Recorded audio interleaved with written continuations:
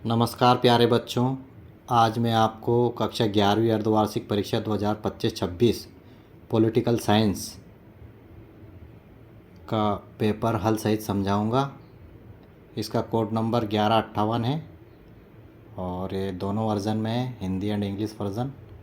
हम देखेंगे इसमें टोटल पेज 23 है और इसका टाइम 3 आवर्स है और टोटल पेज नंबर 8 है। मैक्सिमम मार्क्स 80 हैं। यह निर्देश दिए हैं हिंदी में और उसी के जस्ट नीचे इंस्ट्रक्शन इंग्लिश में दिए हुए हैं। अगले पेज पे देखेंगे हम। देखिए अगले पेज पे क्वेश्चन नंबर 1 दिया है आपका, जो कि सही विकल्प चुनकर लिखिए। भारतीय संविधान में संसदीय व्यवस्था को लिया गया है, ब्रिटेन के संविधान से लिया गया है। दूसरे नंबर का देखेंगे, भारतीय संविधान की आत्मा कहा जाता है, संवैधानिक उपचारों के अधिकारों को कहा जाता है। तीसरे नंबर का देखेंगे हम, राजनीतिक दल को मान्यता कौन देता है, निर्वाचन आयोग इसको मान्यता देता है। चौथा देखेंगे, एकल संक्रमणीय मत प्रणाली से कौन चुना जाता है, तो राष्ट्रपति इसके द्वारा चुना जाता है। अगला देखिए 5 नंबर का, जब हम सभी पर शासन करना सीखते हैं तभी स्वराज्य है, ये कथन है, तो ये कथन महात्मा गांधी ने दिया था। छठा देखेंगे, मानव अधिकार दिवस मनाया जाता है, तो 10 नवंबर को मानव अधिकार दिवस मनाया जाता है। अगले पेज पे देखेंगे हम, तो ये अगले पेज पे पूरा उसी का इंग्लिश वर्ज़न है। नेक्स्ट पेज पे आएंगे हम। नेक्स्ट पेज पे देखिएगा आप, नेक्स्ट पेज पे है आपका रिक्त स्थान। पहला नंबर का क्वेश्चन, मौलिक अधिकारों को न्यायपालिका का संरक्षण प्राप्त होता है। सेकंड में देखेंगे, प्लेटो सुकरात के शिष्य थे। थर्ड, सप्त क्रांति राम मनोहर लोहिया के अनुसार समाजवाद का आदर्श है। चौथा देखेंगे, अधिकार व कर्तव्य एक दूसरे के पूरक हैं। पांचवा, भारत में एकल नागरिकता है। छठा, राष्ट्रपति संसद का संयुक्त अधिवेशन बुला सकता है। और फिल इन द ब्लैंक्स ये इंग्लिश में है। प्रश्न नंबर 3 देखेंगे, सत्य असत्य। इसमें देखिए पहला, प्रथम प्रधानमंत्री देश का औपचारिक प्रधान है, ये असत्य है। सार्वभौमिक मताधिकार का संबंध सामाजिक समानता से है, ये सही है। तीसरा देखेंगे, सामाजिक समानता को बढ़ावा देने के लिए संविधान ने छुआछूत की प्रथा का उन्मूलन किया, ये सही बात है। और राज्यसभा संसद का स्थायी सदन है, ये सही है। न्यायपालिका को संविधान का संरक्षक कहा जाता है, ये भी सत्य है। और छठा देखेंगे, 44वें संविधान संशोधन द्वारा मताधिकार की आयु 21 वर्ष से घटाकर 18 वर्ष कर दी गई थी, ये गलत है। और ये राइट ट्रू और फॉल्स ये इंग्लिश में दिया हुआ है। अगले पेज पे आएंगे हम लोग। अगले पेज पर आपका सही जोड़ी है, कॉलम आ को कॉलम बा से मिलाना है। ऑन लिबर्टी, ऑन लिबर्टी का आपका आ जाएगा पहले नंबर पे देखिए, जॉन स्टुअर्ट मिल। दूसरे नंबर की देखेंगे हम, सर्वोच्च न्यायालय के न्यायाधीश की सेवानिवृत्ति की आयु कितनी होती है, तो ये देखिए आप 65 वर्ष इसकी आयु होती है। तीसरे नंबर का देखेंगे, कोई जन सेवी या संघ, तो तीसरे नंबर के में है आएगा आपका जनहित याचिका दायर कर सकता है।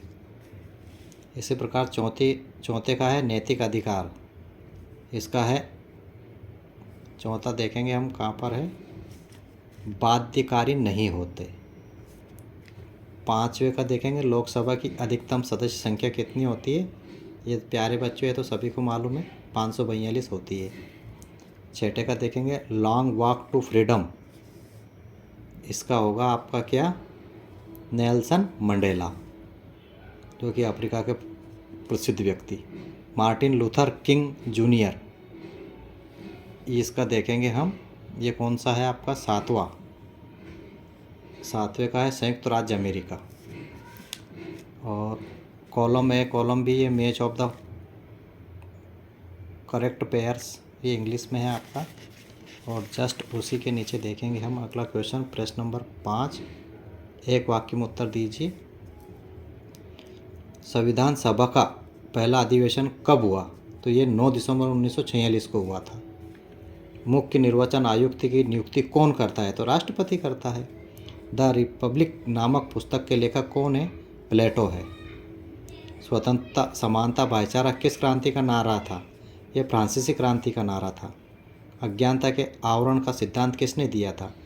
ये जॉन रॉल्स ने दिया था। राजनीतिक न्याय किस प्रकार की व्यवस्था में संभव हो सकता है?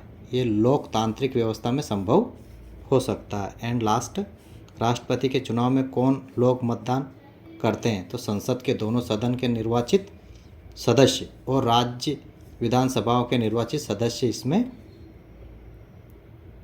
चुनाव मतदान करते हैं। और सेम इसी के नीचे answers in the one sentence यानी कि English version. And next page पे आ जाइएगा आप। तो प्यारे बच्चों, अगला प्रश्न नंबर 8, मौलिक अधिकार किसे कहते हैं? तो आप देख सकते हैं कि ये मूलभूत अधिकार है जो प्रत्येक नागरिक को व्यक्तिगत और जीवन के उचित विकास के लिए प्रदान किए जाते हैं। इनको मौलिक अधिकार कहते हैं। राष्ट्रीय मानवाधिकार आयोग के कोई 2 कार्य बताइए। तो पहला कार्य हो गया मानव अधिकारों के उल्लंघन की जांच करना और दूसरा हो गया मतदान अधिकारों के क्षेत्र में अनुसंधान करना। इसी प्रकार का प्रश्न नंबर 7 देखेंगे हम। सार्वभौमिक वयस्क मताधिकार किसे कहते हैं? देश के वयस्क नागरिक को वोट का अधिकार।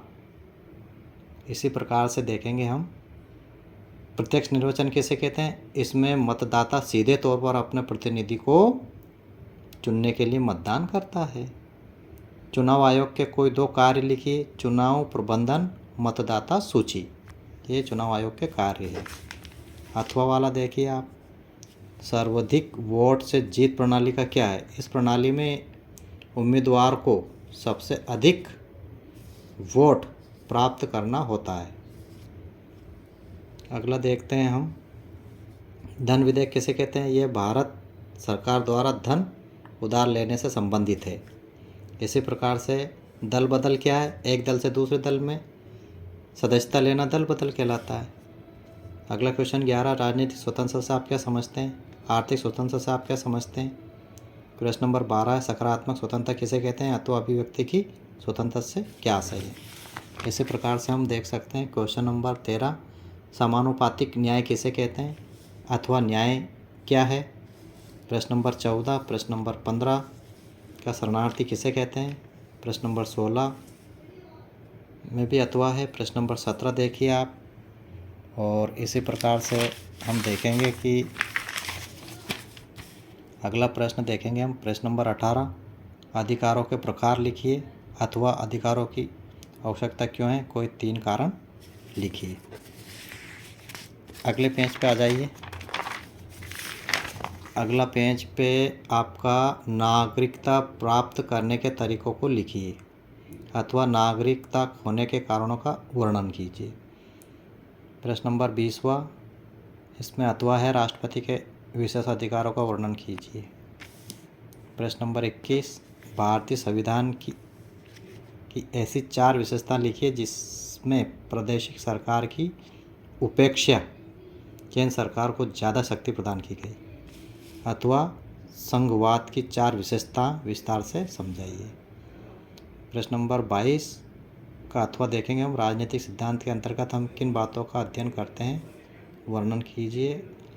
और प्रश्न नंबर अंतिम जो कि 23वां नंबर का है, समानता के प्रकारों का वर्णन कीजिए, कोई 4। अथवा समानता को स्थापित करने के सिद्धांतों का वर्णन कीजिए।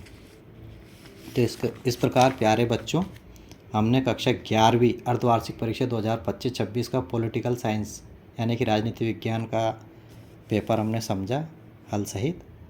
सभी को बहुत बहुत धन्यवाद। Good night.